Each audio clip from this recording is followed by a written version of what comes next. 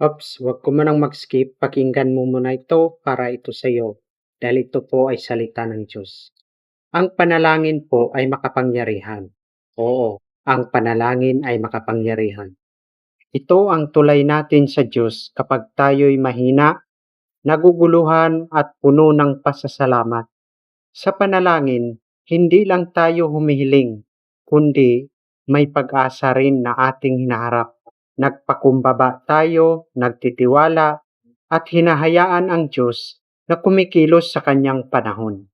Ang sabi sa Santiago 5:16, ang panalangin sa taong matuwid ay may dakilang kapangyarihan. Kaya, kahit mahina ang boses mo, naririnig ka pa rin ng Diyos. Kapag may pananampalataya ka, ang panalangin ay nagdadala ng kapayapaan, lakas at pag-asa. Amen?